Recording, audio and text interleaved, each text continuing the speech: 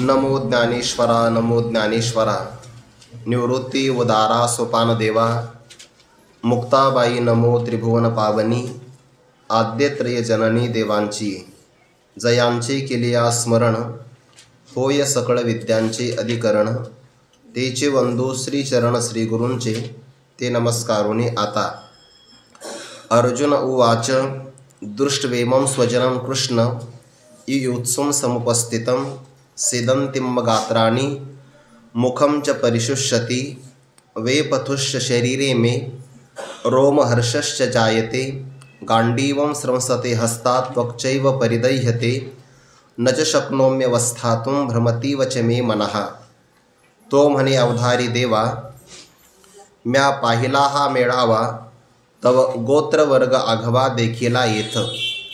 कैवल्य साम्राज्य चक्रवर्ती विश्वमाऊली ज्ञानोबाराय सकल ब्रह्मनिष्ठ गुरुजनांच्या परमकृपेने श्री भगवती ज्ञानेश्वरीच्या प्रथमाध्यायाचं चिंतन आपण ज्ञानोबारायांच्या शब्दांच्या माध्यमातून करत आहोत। दोन्ही सैन्यांच्या मध्यभागी माझा रथ उभा करा, जेणेकरून प्रतिपक्षामध्ये उभ्या असणाऱ्या कोणत्या कोणत्या महायोद्ध्यांच्या बरोबर मला युद्ध करावं लागणार आहे, रणांगणामध्ये मला पाहायचं आहे, अशा प्रकारची भगवंताला सूचना केल्यानंतर भगवान परमात्मा हा भक्तराजाचा किंवा भक्तांची आज्ञा पालन करणारा आहे हे सूचित करण्याकरता ज्ञानोबाराय म्हणतात, ऐका अर्जुन इतुके बोलिला तव श्रीकृष्णे रथ पेलिला दोही सैन्या माझी केला उभा तेने। अर्जुनाचं म्हणणं असं होतं की मला क्षणभरामध्ये सगळ्यांचं अवलोकन करायचं आहे आणि मग क्षणभरामध्ये ज्याचं अवलोकन करायचं आहे तो रथसुद्धा क्षणभर थांबला पाहिजे। याचा अर्थ जास्त काळ रथ थांबता कामा नये, क्षणभरामध्येच अवलोकन करायचं आहे ना। जव मी नावेक सकळ वीर सैनिक न्याहाळीन अशेक झुंज तेजे। अगदी मला क्षणभर सगळ्यांचं अवलोकन करायचं आहे, पण भगवंतानी मात्र एक चमत्कार केला, ते तस्थिर करून या रथू। भगवंताने मात्र रथ थांबवला आणि थांबवत असतानाही दुःशासन किंवा दुर्योधन यांच्या समोर उभा नाही केला। भीष्म द्रोण प्रमुखतः सर्वेषां च महीक्षितां उवाच पार्थ पश्येतां समवेतां कुरुनिति। ज्यामध्ये भीष्माचार्य, द्रोणाचार्य, कृपाचार्य किंवा ज्यांनी आपल्यावर फार मोठे उपकार केलेले आहेत, अशा अर्जुनाच्या मनामध्ये ज्यांच्याविषयी आदर आहे, ज्यांच्याविषयी पराकोटीचा प्रेमभाव आहे, त्यांच्या समोर भगवंताने मुद्दाम रथ उभा केला। आज आपल्याला एक ओवी येणार आहे, कदाचित तिथपर्यंत पोचलो तर येईल, नाही तर मग उद्या येणार आहे। तिथे ज्ञानोबारांची ओवी फार गोड आहे, आजच त्या ओवीचा फक्त उल्लेख करून जातो। हे आदी पुरुषाची माया ब्रह्मे याही नयेची आया मनवनी भुलला, असा नाही शब्द, मनवनी भुलविला। जसं की आपण गवळणीच्या अभंगामध्ये काय म्हणतो, भुलविले वेणू नादे, यामध्ये क्रियापदाला फार महत्त्व आहे। भुलला आणि भुलविला, भुलला म्हणजे स्वतः मोहित झाला आणि भुलविला म्हणजे कोणीतरी त्याला मोहित केलं। जसं की बा येणं आणि आणणं फरक आहे की नाही। येणं म्हणजे स्वतः येणं, आणणं म्हणजे बा येतच नव्हता सत्याला पण आणलाच, असं होतं की नाही व्यवहारामध्ये। आता मला आपल्यामध्ये सांगावं लागेल ना दृष्टांत देऊन, येणं आणि आणणं। किंवा आपण आणीलाही रूपा बळे, आणीला म्हणजे येत नव्हता परमात्मा, आणीलाही रूपा बळे करोनी खळे हरिदासी। जसं या क्रियापदाला महत्त्व आहे। आपण कायम सांगतो किंवा जीवाला यावं लागतं, संत येत असतात आणि भगवंताला आणावं लागतं, हे क्रियापद आहे की नाही। यावं लागतं म्हणजे पर्यायच नाही ना, यावंच लागतं। अगा कर्मेचे उरावे तैते सुख दुःखी फळावे, तया ते भोगावया यावे देहा एका, हे त्याला यावं लागतं। येतो जातो आम्ही देवाचे, येतो जातो स्वातंत्र्य आहे, यावं लागतं पारतंत्र्य आहे। आणि आणीलाही रूपाबळे, हे भगवंताला हट्टाने आणावं लागतं। यावर जास्त चिंतन सांगायचं नाही, हे बहुतेक जणांचं चांगलं आहे त्याच्यात चांगलं, त्यामुळे सांगायची काही गरज नाही. पण या ओवीमध्ये शब्द कसा आहे, भुलविला. आता देवाच्या बाबतीमध्ये 15व्या अध्यायामध्ये एक ओवी येते आहे, ऐसे बोलत देव भुलला मोहे. अगदी 15व्या अध्यायाच्या शेवटी हा विषय येतो की तिथं परमात्मा भुलला भक्ताचं प्रेम पाहिल्यानंतर. पण इथे मात्र भगवंतानी अर्जुनाला मोहित केलं. याचा अर्थच असा आहे, गुरुवारी राऊत बाबा सांगत असतात, मागणी जर मागायची असेल तर मागणी करता पहिल्यांदा वातावरण तयार करावं लागतं. बाबांचं वाक्य आहे, त्याला पार्श्वभूमिका म्हणतो किंवा आपण प्रस्तावना म्हणतो. तसं भगवंताला रणांगणामध्ये भक्तराज अर्जुनाचं निमित्त करून हे अध्यात्मज्ञान प्रगट करायचं आहे. मग त्याच्यासाठी एक पार्श्वभूमिका तयार करावी लागते. शेतकऱ्याला जर पेरायचं असेल तर त्याला ती जमीन नांगरणी करावी लागते. मग चांगल्या प्रकारचं ऊन पडलं, तापली जमीन, पाऊस पडला की वापसा साधला जातो आणि मग पेरलं की त्याला ती चांगल्या प्रकारे पीक येतं. किंवा माता भगिनी स्वयंपाक करतात बघा, तवा तापल्यानंतर भाकरी टाकावी लागते, खरं आहे. पण लगेचच्या लगेच भाकरी नाही टाकत, 2-4 पाण्याचे शिंतोडे टाकतात बघा त्याच्यावरून चाचपणी घेतात. किंवा हे उदाहरण तुम्हाला माहिती नसेल तर जेव्हा त्या हॉटेलमधले लोक भजे काढतात तर तेल तापलं की नाही तर त्याला ते काय करतात, पहिल्यांदा पाणी टाकून पाहतात. नसेल पाणी तर मग आता काय करणार ना, पर्यायच नाही, त्याला करतात की नाही ते. तसं देवाने विचार केला आहे, अध्यात्मज्ञान आपल्याला सांगायचं आहे. आणि अध्यात्मज्ञानाकरता सगळ्यात चांगला क्षण कोणता असतो माहिती आहे का? सगळ्यात चांगला क्षण आहे अध्यात्मज्ञानासाठी दुःखाचा प्रसंग. सगळ्यात चांगला क्षण. जोपर्यंत व्यक्तीचं अंतःकरण सांसारिक दुःखाच्या भूमिकेतून तापलं जात नाही तोपर्यंत त्याला अध्यात्मज्ञान सांगता येतच नाही. संसार तापे तापलो मी देवा. तप्त झाल्यानंतर मग सांगावं लागतं.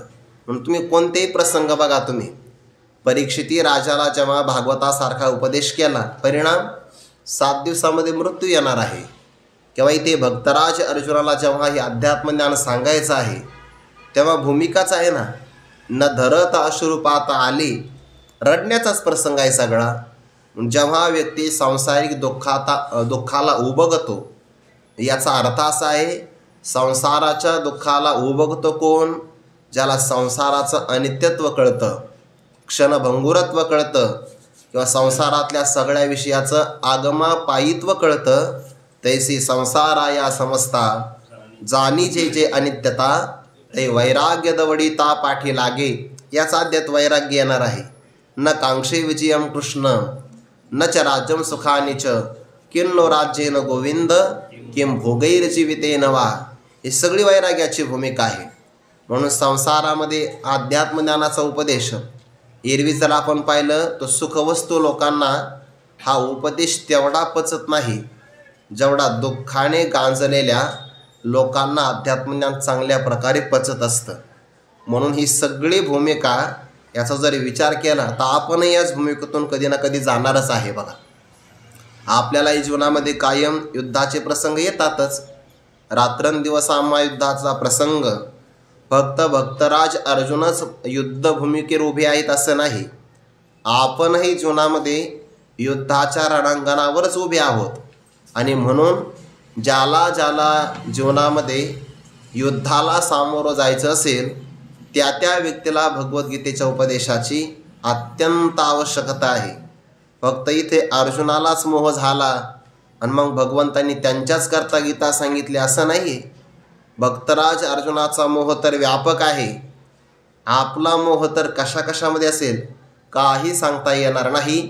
जो व्यक्ती मोहासक्त आहे त्या सगळ्याला या दिव्य उपदेशाची गरज आहे. आणि मग अर्जुनाच्या बाबतीमध्ये भगवंताने मुद्दाम रथ उभा केला, ते तस्थिर करून या रथू. जर रथाचं चलायमान जर रथ असता तर अर्जुनाला फार काही मोह झाला नसता, कारण त्या व्यक्तींचं अवलोकन करेपर्यंत लगेच दुसरा व्यक्ती समोर आला असता. पण भगवंतांनी तसं नाही केलं. जैत भीष्म द्रोणादिक तेत स्थिर करून या रथो. त्या 75 आणि 76 मध्ये क्रियापद कसे आहे? जेथ आणि तेथ.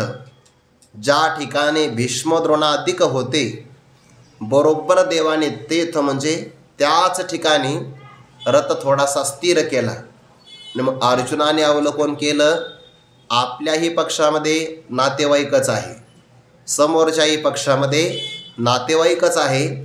त्यांना पाहिल्याबरोबर अर्जुनाच्या मनामध्ये गडबड झाली आणि त्याचा परिणाम आपोआप कृपाभाव निर्माण झाला. म्हणजे कृपावृत्तीला जागा दिल्यामुळे क्षत्रियाच्या ठिकाणी वीरवृत्ती हे अगोदरची त्याची पत्नी आहे. वृत्ती म्हणजे पत्नीच आहे, पण वीरवृत्ती पतिव्रता अनन्य असल्यामुळे जेव्हा अर्जुनाच्या अंतकरणाने या कृपावृत्तीला जागा दिली तेव्हा त्या वीरवृत्तीला असं वाटलं की आपला अपमान झालेला आहे. त्याने अपमाने निघाली वीरवृत्ती. आणि मग ज्ञानोबा यासाठी दाम्पत्य जीवनातलं उदाहरण देतात. एखादी ज्या स्त्रिया चांगल्या कुळात जन्माला आलेल्या असतात, कुळवधूलपवी अवयवाते म्हणजे लावण्य संपन्न आहे, सद्गुणाने संपन्न आहे, मर्यादाशील व्यक्तिमत्वाने संपन्न आहे, अशा स्त्रिया आपल्या पाणीदार स्वभावामुळे नवीन असणारी स्त्री आपल्या घरात आली आणि ती जर आपली जागा बळकावत असेल तर सहन नाही करत. हा नवी आली तर मग ज्याने लग्न केलं तो विसरू शकतो, निजवनिता विसरे. आणि मग दुसरी जी आली तिच्यामध्ये योग्यता फार मोठी नाही, परंतु मोहाला प्राप्त झाला की भ्रमित होतो, तैसे अर्जुना झाले. दृष्टांत दिलाय बरं हा. किंवा तपश्चर्येच्या योगाने एखाद्या व्यक्तीला जर श्रीमंती प्राप्त झाली, मनुष्याला कष्टाशिवाय धन मिळू नये आणि योग्यता असल्याशिवाय सन्मान मिळू नये. जर योग्यता अधिकार नसताना सन्मान मिळाला तर त्याचा अहंकार पुष्ट होतो आणि जर कष्टा वाचून धन मिळालं की तो उन्मत्त होतो. दोन्ही पण गोष्टी घातकच आहे. व्यवहारामध्ये बऱ्याचदा आपल्याला लक्षात येतं ज्यांनी ज्यांनी गरिबी भोगली आहे त्यांना असं वाटतं आपण जे दारिद्र्याचं दुःख भोगलं ते आपल्या मुलांच्या वाट्याला येऊ नये. त्यामुळे ते काय करतात? काबाड कष्ट करतात, इतके कष्ट करतात की मुलांना जाणीव पण होऊ देत नाही, त्यांच्याकरता खूप कमावून ठेवतात. परिणाम असा असतं ज्यांनी कमवलं त्याला त्या पैशाची जाणीव असते, पण जो वारसा हक्काने जन्माला आलेला आहे त्याने ते कष्ट पाहिलेले नसतात, त्यामुळे त्याला खर्च करत असताना त्याची जाणीव होत नाही. तुम्ही व्यवहारामध्ये चांगलं निरीक्षण करा. आईबाप गरीब असतात, मुलं श्रीमंत होतात, त्यांना जाणीव नसते. त्या मुलांच्या वाट्याला कधी ना कधी गरिबी येते, त्यांची मुलं मग कष्टाने कमवतात. म्हणून मनुष्याला कष्टाशिवाय धन मिळू नये आणि योग्यता संपादन किंवा अधिकार संपादन असल्याशिवाय सन्मान मिळू नये. तपश्चर्याच्या योगाने एखाद्याला संपत्ती प्राप्त झाली तर पहिला परिणाम बुद्धीवर होतो. पातलिया भ्रंशे बुद्धी. काल आपण थोडासा विचार केला पण मला विस्तार नाही करता आला. आचारो विनयो विद्या प्रतिष्ठा तीर्थदर्शनम निष्ठावृत्तीस्तपोदानम नवधा कुललक्षणम. उत्तम कुळाचे 9 लक्षण आहे. म्हणजे उत्तम कुळामध्ये आचार चांगला असतो, विनय संपन्नता असते, विद्या, प्रतिष्ठा, तीर्थदर्शन, त्यांचे असणारी अंतःकरणाची वृत्ती, त्यानंतर उदरनिर्वाहाचं साधन, तप आणि दान हे उत्तम कुळाचं लक्षण आहे. मग या कुलामध्ये हीनता कशा कशामुळे येते तर त्या पुराणामध्ये असा उल्लेख केला आहे, एखाद्या कुळातला विवाह जर वाईट कुळाशी झाला तर त्या कुळाच्या ठिकाणी अकुलत्व प्राप्त होतं. म्हणजे कुविवाह म्हणून तो शोधोनी कुळी दोन्ही कुमारीची शुभ लग्नी किंवा सुकुळीने आपुली आत्मजा सत्कुळीची दिदली. सत्कुलाबरोबर विवाह केला तो कुळाचा गौरव वाढतो.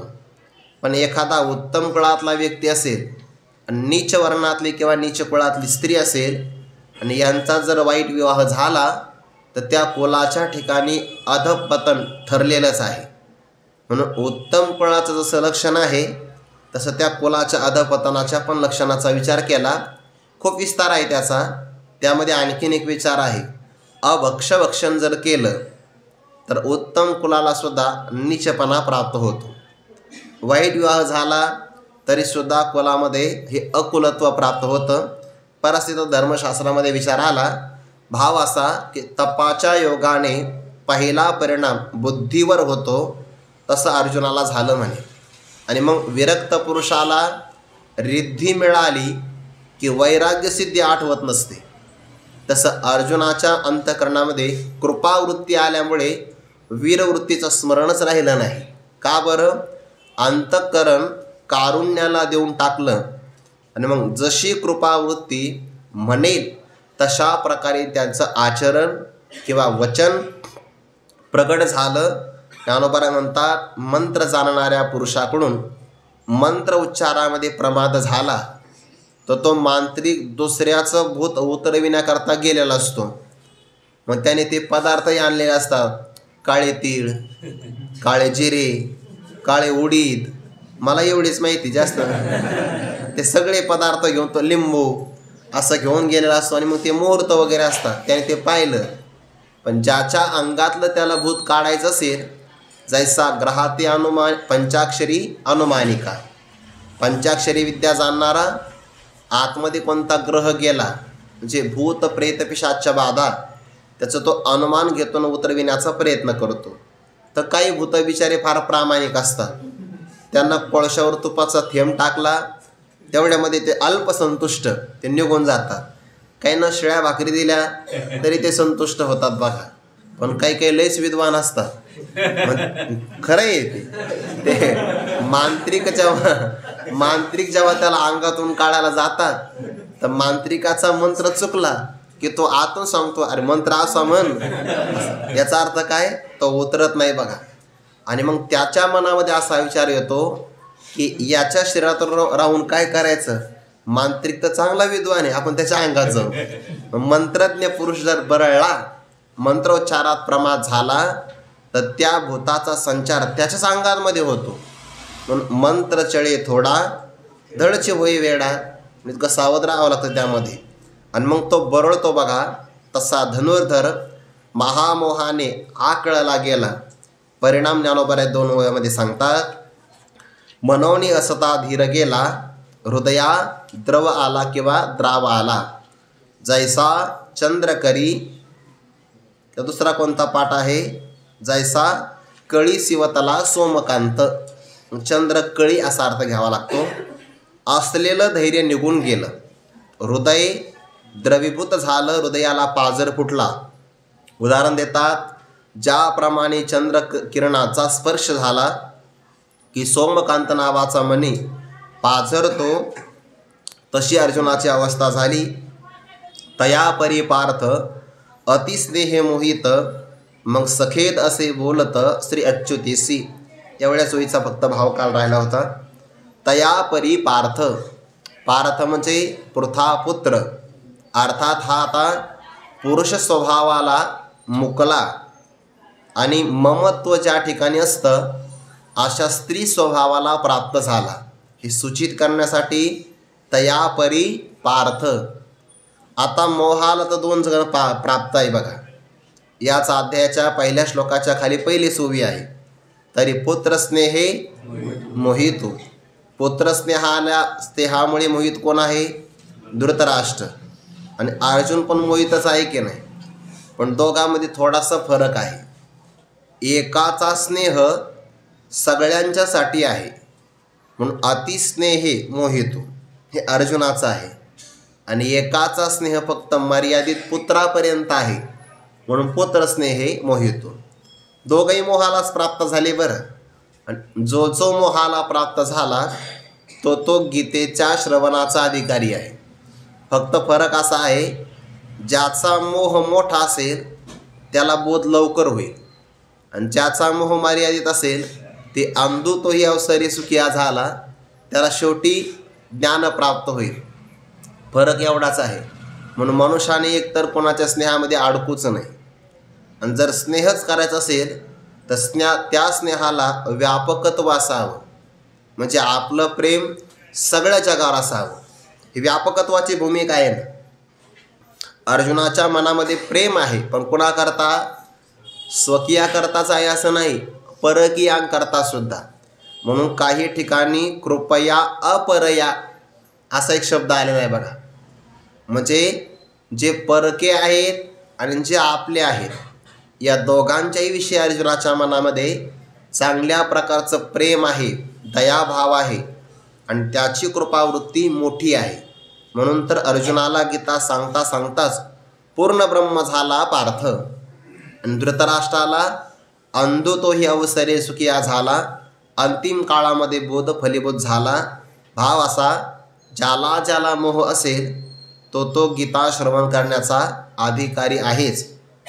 इथे अर्जुनाला मोह प्राप्त झाला, मग सखेद खेदयुक्त अंतकरणाने कष्टी होऊन तो देवाला बोलू लागला.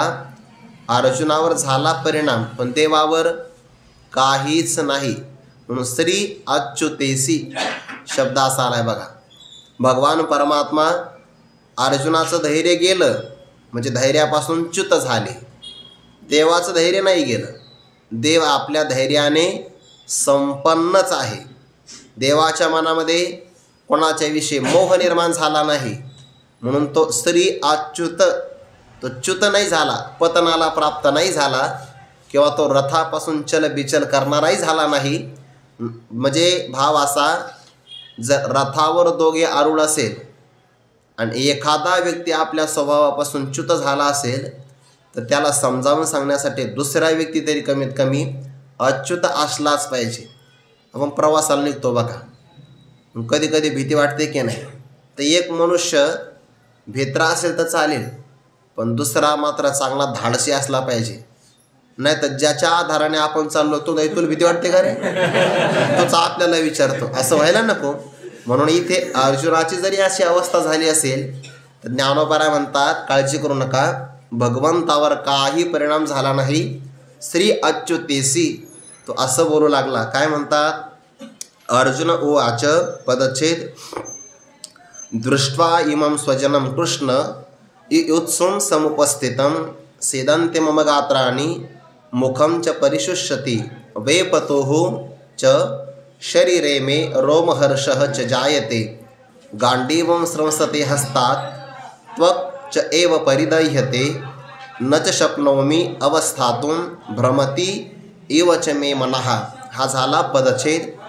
अर्जुन असं म्हणतात, हे कृष्ण, हे परमात्मन, जो भक्ताच्या चित्ताला आपल्याकडे आकृष्ट करतो त्याला कृष्ण असं म्हणतात. समुपस्थितं युत्सुं इमं स्वजनं दृष्ट्वा, या स्वजनांना पाहिलं आहे मी, पण पाहिल्यानंतर आता आपले नातेवाईक पाहिले आपण, तर आपल्याला आनंद व्हायला पाहिजे की नाही. कल्पना करा, आपण ज्ञानोबारांच्या पालखी सोहळ्यामध्ये जातो, आपण दुसऱ्या दिंडीमध्ये असतो, आपल्या गावातले नातेवाईक दुसऱ्या दिंडीमध्ये असतात, त्यांना पाहिल्यावर किती आनंद होतो, बापरे बाप, वर्णन करायचं काम नाही. गावात असताना भांडतो आणि सोहळ्यात गेला की चला चहा घ्यायला, प्रेम करतो की नाही. स्वजनाला पाहिलं तर प्रेम निर्माण होतं.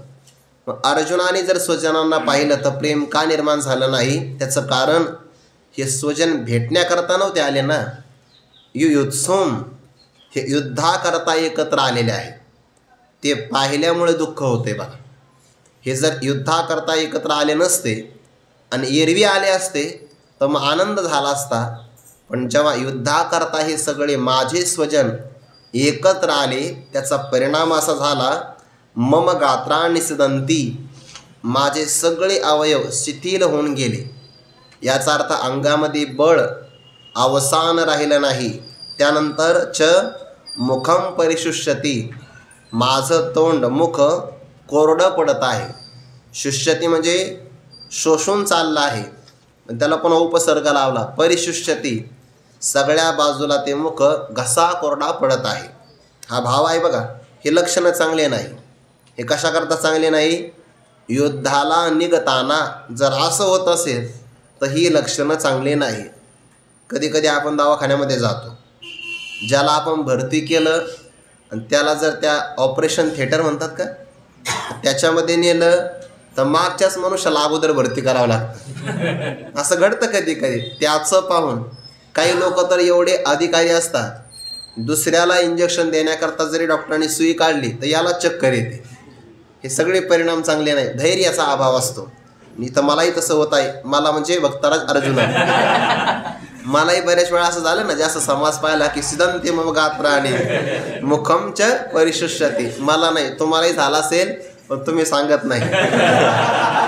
पहिलं कीर्तन करताना सगळ्यांना होतच असं, मग सांगत नाही. पहिलं ज्याने कीर्तन केलं त्याला कमीत कमी पावशेर खडी साखर लागते बघा. 1-2 लिटर पाणी लागतं. होतं असं. सिद्धांती मम गात्राने मुखमच परिशुष्यते वेपतोहुच शरीरे मे शरीरे. माझ्या शरीरामध्ये वेपथोहू कंप सुटलेला आहे. च रोमहर्ष जायते. अंगावर रोमांच आलेले आहेत. ज्याला आपण काटा आला अंगावर असं म्हणतो की तसं झालं आहे. या सगळ्यांचा परिणाम हस्तात गांडीवम स्रंसते. माझ्या हातातून उत्तम गांडीव नावाचं धनुष्य निष्ठून जात आहे. स्रंसते म्हणजे खाली पडलं आहे. च त्वक एव परिदह्यते. आणि त्वक म्हणजे त्वचा, त्वचेचा दाह होत आहे. परिदह्यते, परिदह्यते चांगल्याच प्रकारे आतून बाहेरून त्वचा तप्त झालेली आहे बघा. हे सगळं पाहिल्यानंतर भगवंताला असं म्हणतात, च अवस्थातून न शक्नोमी. आता या युद्धभूमीवर स्थिर राहावं अशी माझी शक्यता नाही, किंवा मी स्वतःला समर्थ समजत नाही. माझ्यामध्ये सामर्थ्य राहिलं नाही प्रभू. मे मनहा भ्रमती इव. जणू काही मला असं वाटतं आहे की माझं मन आता स्वतः भ्रमाला प्राप्त झालं आहे. आपण म्हणतो की माझ्या मनाला कोणताही विचार आता सुचत नाही. वास्तविक अर्जुनाची परिस्थिती अगोदर कशी होती? जेव्हा हे सगळे कौरव सज्ज पाहिले ते देखील या अर्जुने संतोष घेऊनी मने मग संभ्रमे सेने देठी घाली तसे. अगोदर सगळ्यांना पाहिलं तर संतोष वाटला होता. क्षत्रियाला चांगला युद्धाचा प्रसंग प्राप्त झाला तर अंतःकरणामध्ये आनंद प्राप्त होतो. ते आपल्यामध्ये पण प्रकार असतात बघा.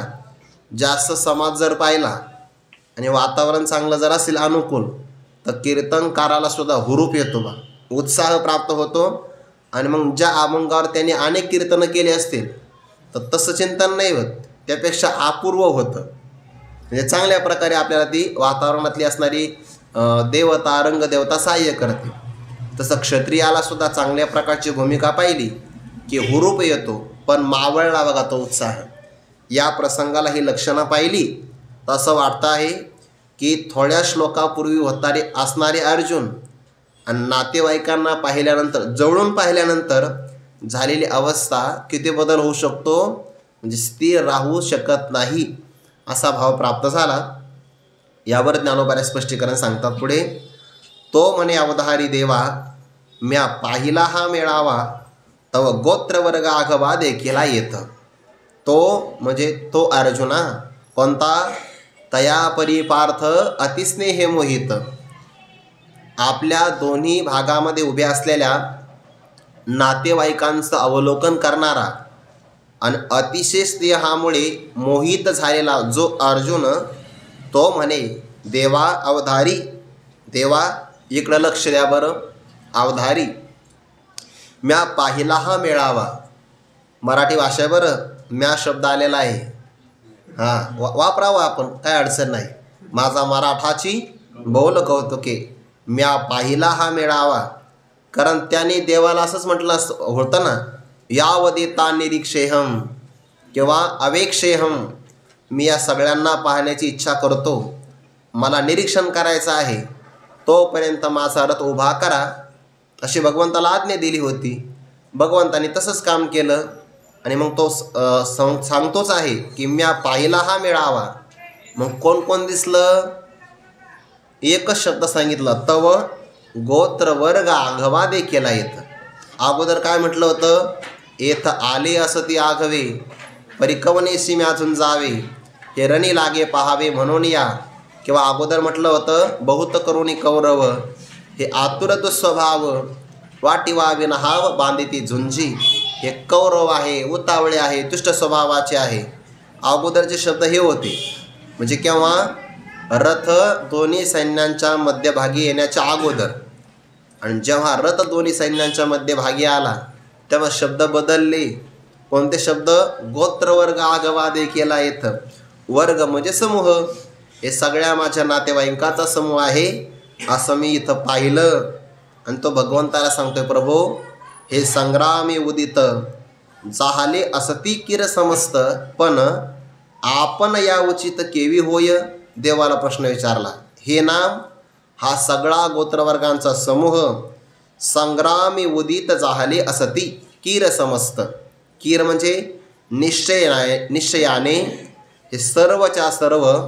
संग्रामी उदित, उदित शब्दाचा अर्थ तो तयार, युद्ध करण्यासाठी हे सगळेजण निश्चयाने प्रवृत्त झाले आहेत. हे खरंच आहे.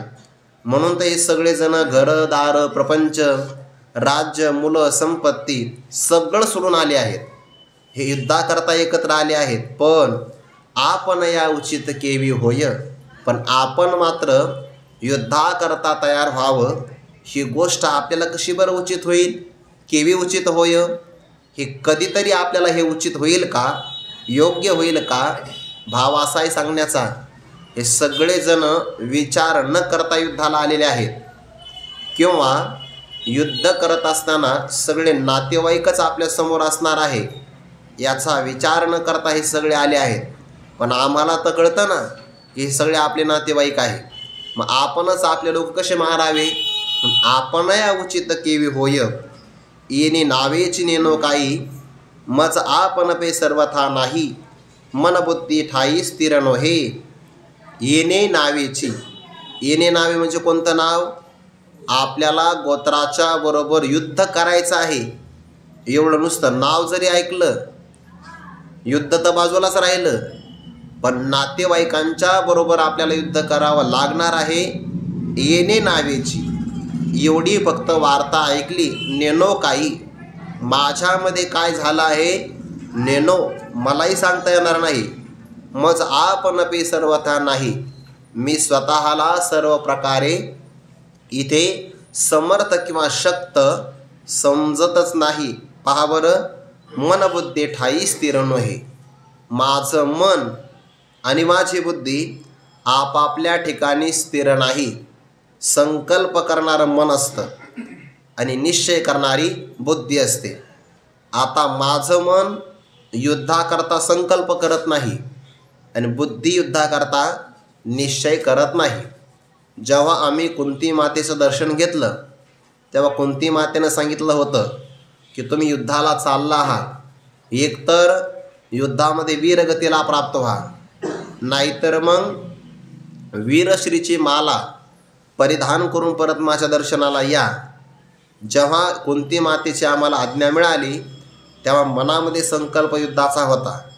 युद्धाकरता जायचं आहे आपल्याला आणि विजय संपादन करून यायचं असा माझा बुद्धीचा निश्चय होता. पण आता काय करावं? माझा युद्धाचा संकल्पही नाही आणि माझ्या बुद्धीचा निश्चय पण नाही. मन बुद्धी ठाई स्थिर नोहे. माझं मन, माझी बुद्धी आपापल्या ठिकाणी स्थिर होत नाही.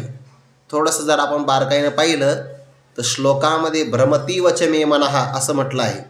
माझं मन भ्रमाला प्राप्त झालं आहे. ज्ञानोबा म्हणतात नुसतं मन नाही, बुद्धीसुद्धा स्थिर नाही या ठिकाणी. म्हणजे मनासहित बुद्धी पुढे घेतलेली बघा. ज्ञानोबारांचं बारकाव आहे. देखे देह कापत, तोंड असे कोरडे होत, विकळता उपजत गात्रांसी. खरं तर या सगळ्या ओव्यांचा संबंध आहे बरं. कुठपासून? अगदी 98 ओवीपर्यंत या सगळ्या ओव्यांचा संबंध आहे. सगळ्या ओव्यांचा हे जवळपास 6 ओव्यांचा हा एक प्रबंध आहे की नातेवाईकांना पाहिल्याबरोबर अर्जुनांच्या मनामध्ये मोहामुळे काय काय बदल झाला, शरीरावर काय काय लक्षणं दिसू लागली, या सर्वांचा विचार या 6 ओव्यामध्ये आलेला आहे. त्यापैकी एक ओवी देखे देह कापत. पहा देवा, या सगळ्यांना पाहिल्यानंतर माझा थरकाप सुटला आहे. माझा देह थरथर थरथर असा कापू लागलाय बघा.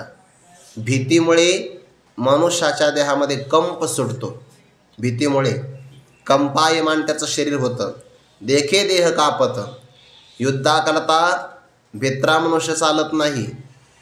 हे जे आपण आता आपल्या भारतीय सैन्यांचं वर्णन आहे का, जेव्हा त्यांनी सर्जिकल स्ट्राईक केला वगैरे, तर तो जमिनीवर जाऊन केलाच की नाही, पण कधी केला?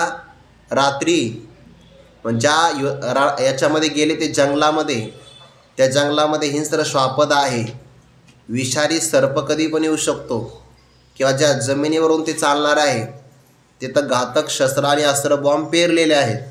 पण अशाही प्रसंगामध्ये ते सगळा पराक्रम गाजून मागे आले की नाही? कारण पराकोटीचं धैर्य असावं लागतं, तयारी असावी लागते. आणि एखादा त्या जाळीतूनच पलीकडे चालला म्हणला, अहो माझ्या अंगाला थरथर काप सुटला, मग तू दवाखान्यात जा, असं आहे की नाही?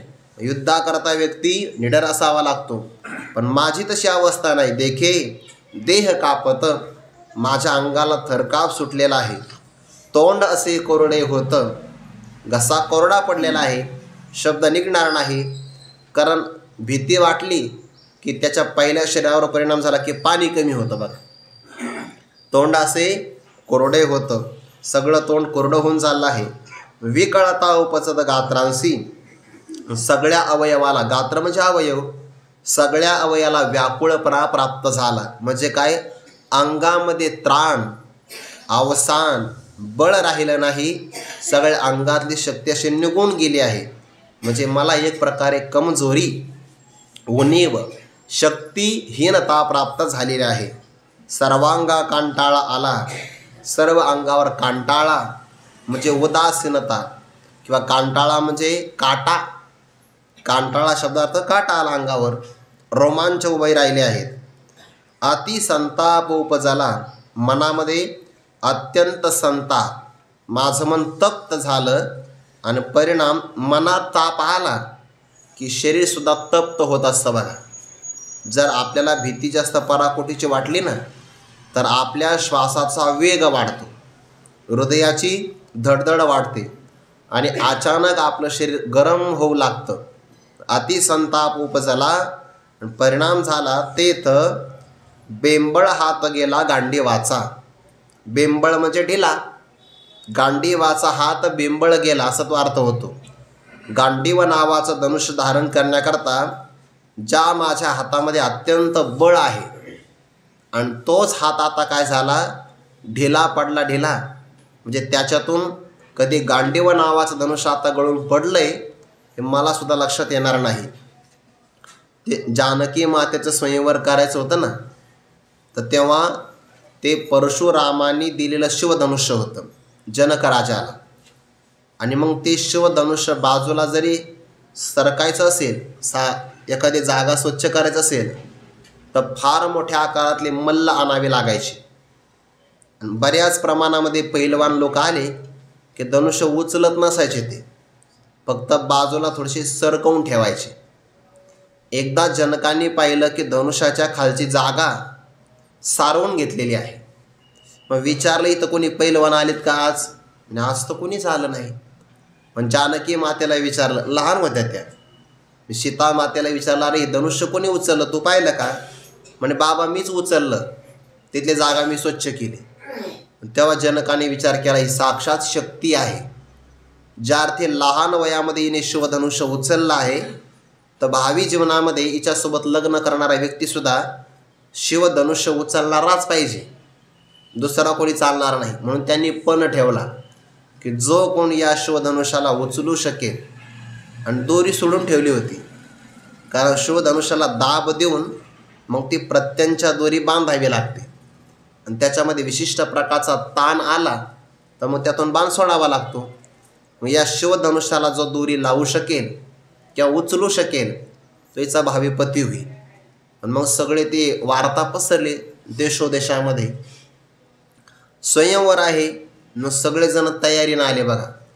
काही जणांना ते वार्ता पोहोचली महिनाभर अगोदर, तेव्हा त्यांनी काजू बदाम खायला सुरुवात केली. शिवधनुष्य आपल्याला उचललं पाहिजे, तयारी ताकद आली पाहिजे की नाही, शिवधनुष्य उचलायचं म्हणून.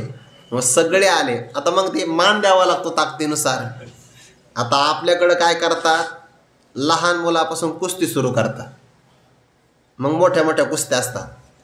ते स्वयंवरात तसं नाही. अगोदर मोठ्या मोठ्या लोकांना सन्मान, किंवा जो पराक्रमी असेल त्याने पहिल्यांदा ते उचलायचं. मग ते रावण थोडासा अहंकार होता, त्याने ते शिवधनुष्याच्या अगोदर कैलास पर्वत उचलला होता. अगोदर इतका तो पराक्रमी आहे, कैलास पर्वत सहज उचललेला होता अगोदर. त्याने शिवधनुष्य तर काहीच नाही आपल्याला. निघाला, जानकी मातेनं प्रार्थना केली शक्तीला, म्हणजे पार्वती मातेला, की देवी हा पती नकोय, राक्षस आहे हा, कृपा करा. जानकी मातेनं प्रभावाने, जानकी मातेची प्रार्थना ऐकून पार्वती मातेनं शक्तीच्या प्रभावाने ते शिवधनुष्य शिवाचं होतं, पण पुन्हा पार्वतीची शक्ती मिळाली, ते जास्त वजनदार झालं.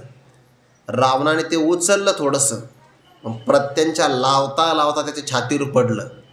असं पडलं छातीवर की त्याला रक्ताची उलटी झाली. आता महान पराक्रमी दशानन रावणाची जर हीच अवस्था असेल, तर मग बाकीच्या लोकांना विचारलं, तुम्ही उचलणार का, तुम्ही उचलणार? बाकीचे म्हणले, नाही आम्ही लग्न पाहायला आलो, उचलायला नाही लावला, आम्ही सहज आलो, पाहायला आलो, लग्नही लावून जेवूनही जाऊ, मिष्टान्न मी तरी जण आहात. मग तिथं कोण विराजमान होतं? प्रभू रामचंद्र. प्रभू रामचंद्रांनी ऋषींना नमस्कार केला, विश्वामित्राची आज्ञा घेतली, आणि मग शिवधनुष्य त्यांनी लीलया उचललं, कारण त्यांच्यात सामर्थ्य होतं.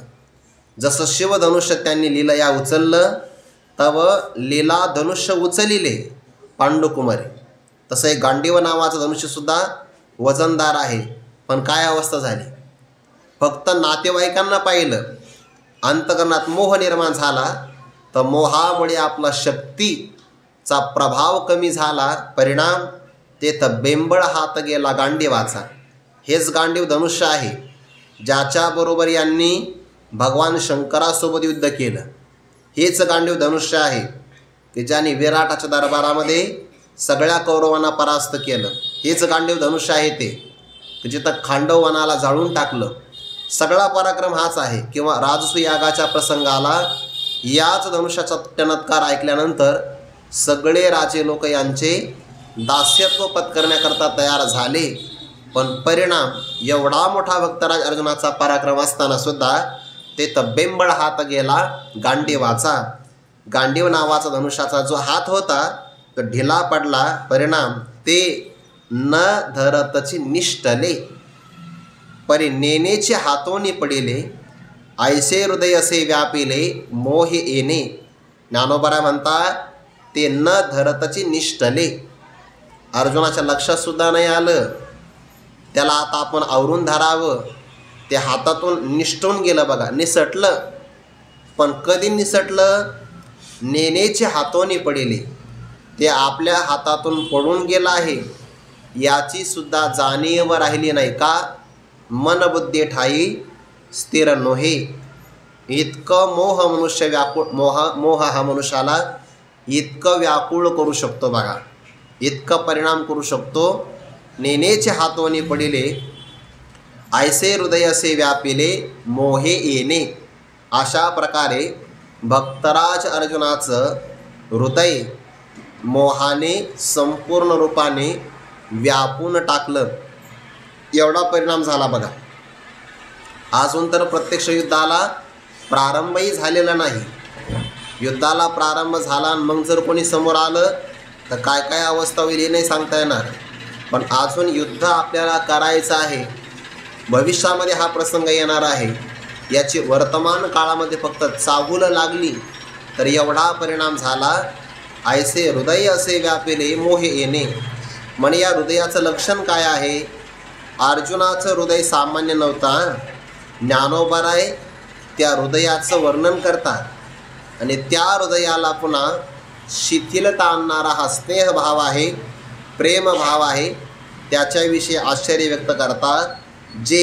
जे नाम जे हृदय, क्षत्रियाचं हृदय आहे ना, कसं आहे ते? जे वज्रापासून कठीण, दुर्धर अतिदारुण, पण तयाहून असाधारण हे स्नेह नवल. या अर्ध्या ओळीमध्ये ज्ञानोबाने एक आश्चर्य व्यक्त केलं आहे. जे सर्वनाम आहे आणि या सर्वनामाचा मागच्या ओवीशी संबंध आहे. जे नाम जे हृदय. हृदय कोणाचं आहे ते? एक तर आहे अर्जुनाचं, दुसरा भाव आहे क्षत्रियाचा आहे. नुसतं क्षत्रियाचं नाही, ज्याने आतापर्यंत फार मोठे पराक्रम गाजविलेले आहेत अशा भक्तराज अर्जुनाचं, वीर असणाऱ्या क्षत्रियाचं ते हृदय आहे. कसं आहे म्हणे? वज्रापासून कठीण.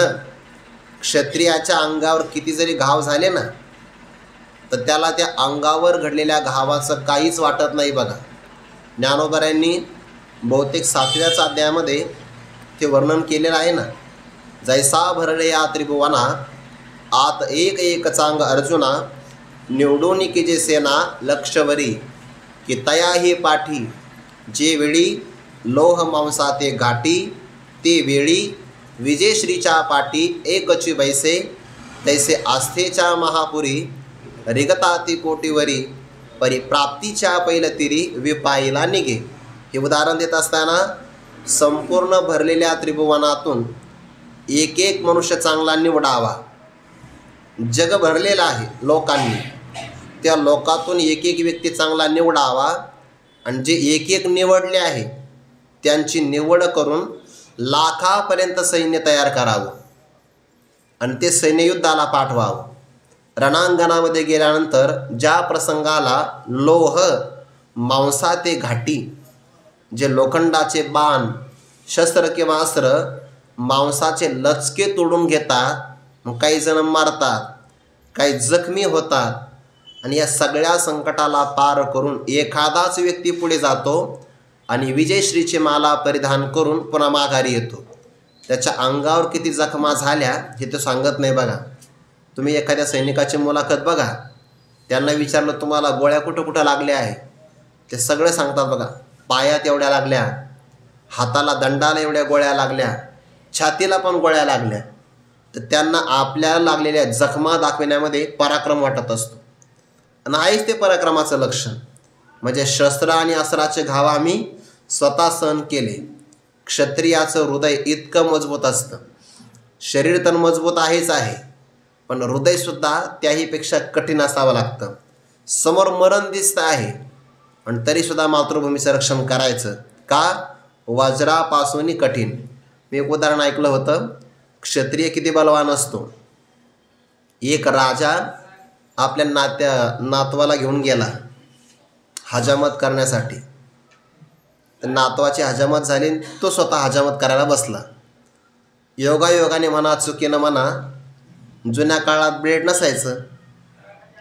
मी ब्लेड म्हणलो, ब्रेड नाही, ते धारदार शस्त्र, तो वस्तार असायचा. आता ते जुना काळ ज्यांना आठवला त्यांना ती शिक्षाच होती बुवा. ते वस्तारा फार कठीण असायचं, भीतीच वाटायची त्याची.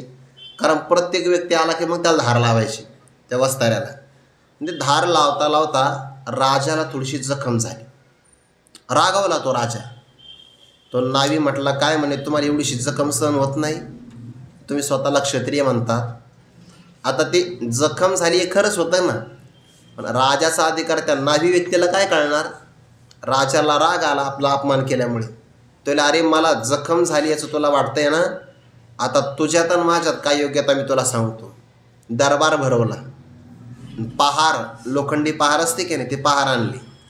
राजाने आपला पाय समोर ठेवला. नाव्याला सांगितलं, आता मी तुला सांगतो माझा पराक्रम काय आहे. आणि समोरच्या व्यक्तीला सांगितलं, मागचा पुढचा विचार नाही करायचा, लोखंडी पहार माझ्या पायावर मारायची. मारली ना, आरपार गेली. आणि मग नाव्याला सांगितलं, तुझा पाय पुढं कर. तो ना, मग मी नाही करणार पाय पुढं. म्हणे मग फक्त वस्तारा लागला याच्यावरून माझा अधिकार काढू नको. तो लागला तर माझं लक्ष नव्हतं. जेव्हा प्रसंग आला तेव्हा बाण आरपार जरी गेला तरी मला काही वाटणार नाही. कारण युद्धामध्ये वीरश्रीचा संचार असतो. त्या प्रसंगाला त्याला ते आठवत नसतं. हा, नंतर युद्ध शांत झालं तर मग होऊ शकतं की जखम झाली, किंवा हे आपले ते डोंबारी लोक खेळ करतात बघा. जर ते वाद्य वाजवलं का त्या भारामध्ये ते एवढ्या उड्या मारतात, एवढ्या उड्या मारतात आणि लोक गेले की मग कळतं कुठं कुठं लागलंय म्हणून. तसं आहे ना, क्षत्रियाला युद्धाच्या आवेशामध्ये काही वाटत नाही. अर्जुनाचं शरीर आणि हृदय अत्यंत बलवान आहे. ज्ञानोबा म्हणतात, जे वज्रापासून कठीण, वज्र त्या डोंगराचं चूर्ण करणार आहे, पण त्या डोंगराचं चूर्ण करणाऱ्या वज्रापेक्षाही अर्जुनाचं हृदय जास्त बलवान आहे. दुर्धर हे कोणालाही धारण करता येणार नाही, अति दारुण, फार भयंकर आहे. कारण अर्जुनाला जर राग आलाच तर मग समोर कोणी टिकणार नाही. अतिशय दारुण आहे. दुर्धर म्हणजे कोणीही मोह निर्माण करू शकणार नाही. स्वर्गात गेले होते, स्वर्गामध्ये अर्जुनाच्या हृदयाला आपल्या ताब्यात ठेवण्याचा एका अप्सरेने प्रयत्न केला, नाही ताब्यात गेले. दुर्धर आहे, कोणीही त्यांना धरू शकत नाही. अति दारुण, भयंकर आहे, वज्रापेक्षा कठीण आहे. पण काय करावं, नातेवाईकांच्या मोहाने स्नेहाने त्या कठीण असणाऱ्या, दुर्धर, फार भयंकर असणाऱ्या हृदयाला सुद्धा व्यापून टाकलं. तयाहून, त्या हृदयापेक्षा सुद्धा असाधारण, विशेष हे स्नेह आहे आणि हे नवल आहे. प्रेम त्याच्यापेक्षा कठीण आहे, हृदयापेक्षा. मृदू मनाला आहे पण हृदयाला व्यापून टाकणार आहे. या स्नेहाचं मला नवल वाटतं. अर्जुनाचा पराक्रम काय, त्यापेक्षा हे स्नेहाचं नवल काय, ते ज्ञानोबा सांगतील. चिंतन आपण उद्या करू. कुंडलिक वरदारी विठ्ठल श्री ज्ञानदेव तुकाराम माऊली ज्ञानेश्वर महाराज की जय. जगद्गुरु तुकाराम महाराज की जय. सद्गुरु जोग महाराज की जय.